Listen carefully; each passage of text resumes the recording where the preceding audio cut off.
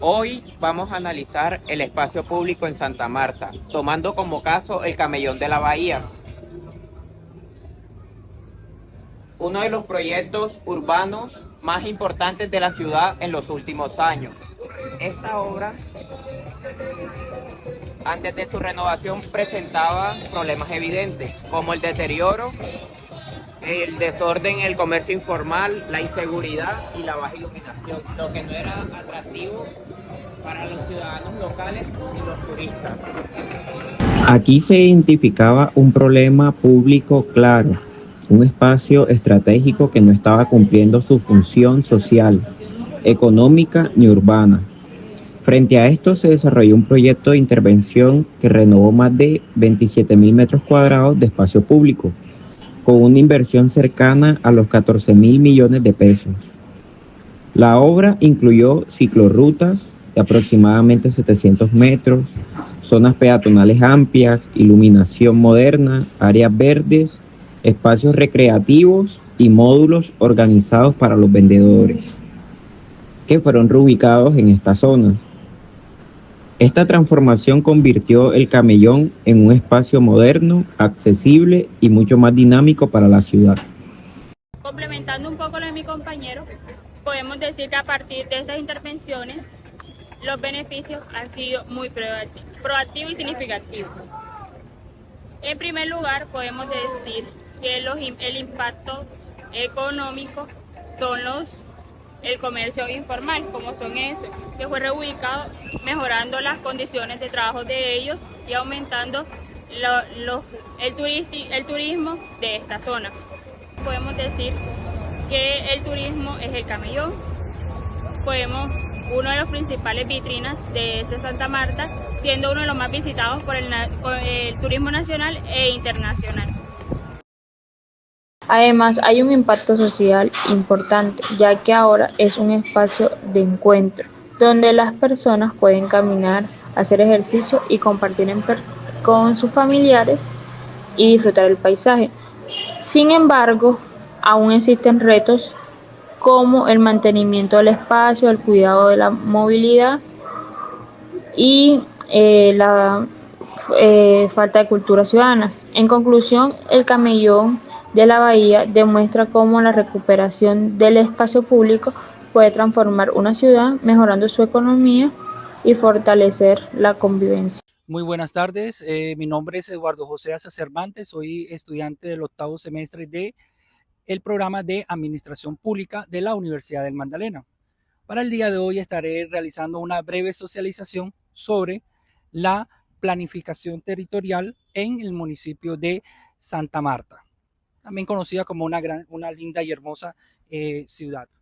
Para entender la Santa Marta actual debemos revisar su evolución urbana, el cual se ha consolidado en 4 hitos fundamentales. El primero, fundación y trazado colonial, que oscilaba dentro del año 1525 y el siglo XIX. Nace como una ciudad portuaria con el clásico trazado de damero, ese aquel español alrededor de la Plaza Mayor. Su crecimiento fue lento y limitado por los cerros y el mar. El segundo, la era del banano y el ferrocarril, que oscilaba entre los años 1880 y 1930. Aquí ocurre la primera gran expansión. La llegada del ferrocarril para exportar banano conectó al puerto con el interior e impulsando a estos grandes barrios obreros y la infraestructura logística. El tercero, el boom turístico y el robadero, el famoso robadero de la ciudad de Santa Marta, que oscilaba dentro del año 1950 y 1980. En los años 50, pues obviamente se construye la carretera al Robadero, desplazando el eje de desarrollo hacia el sur y creando una ciudad dual. Y por último, sería la expansión contemporánea y segregación del año 1990 hasta el presente actual, donde la gran ciudad ha crecido de forma acelerada hacia el oriente y el sur. Sector de Pozos, Colorados y Bello Oriente son testigos de este proceso progresivo, al igual que la marcación específica del desarrollo inmobiliario de alto costo que constata el asentamiento informales de la periferia en la ciudad de Santa Marta. Muchas gracias. Buenas tardes, yo le vengo a hablar de la línea del tiempo. En 1985 a 1993 fue llamada la consolidación urbana temprana. ¿Por qué? Porque Santa Marta tuvo un crecimiento muy acelerado. Según el censo de 1985, tuvo más de 175.000 habitantes y según el censo de 1993, 2.700 habitantes, con un impacto urbano del 54% en crecimiento, con la conciliación de los barrios que hoy en día están en un reto de infraestructura. En el periodo 2005 fue llamado el salto hacia la ciudad intermedia. Según el censo del 2005, fueron registrados una población de 399.431 habitantes. Aquí fue donde se evidenció la presión migratoria por el conflicto armado, con el desplazamiento hacia las preferencias de la ciudad, con un impacto urbano al triunfo del borde de la ciudad, que se ve afectado por la ocupación de los cerros y zonas de protección ambiental.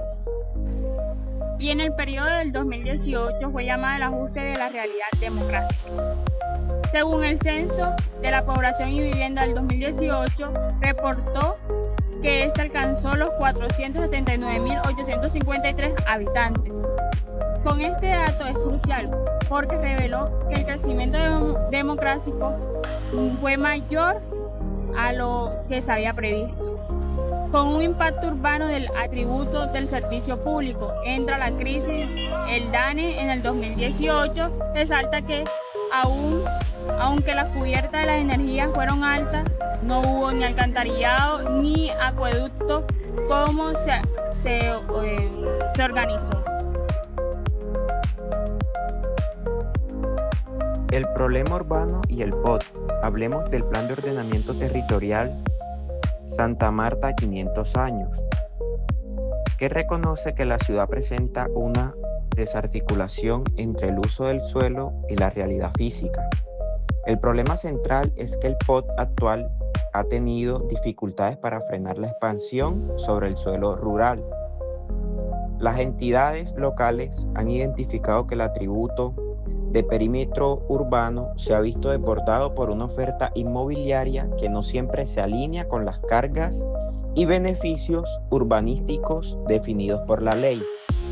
Uno de los datos más alarmantes que maneja la Secretaría de Planeación Distrital y que se discute en los ajustes del POT es el déficit de cobertura de servicios hidrosanitarios.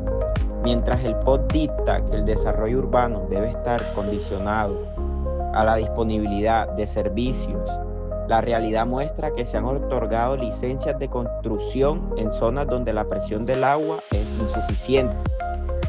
Esto crea una ruptura entre la norma técnica del POT y la ejecución real del desarrollo inmobiliario.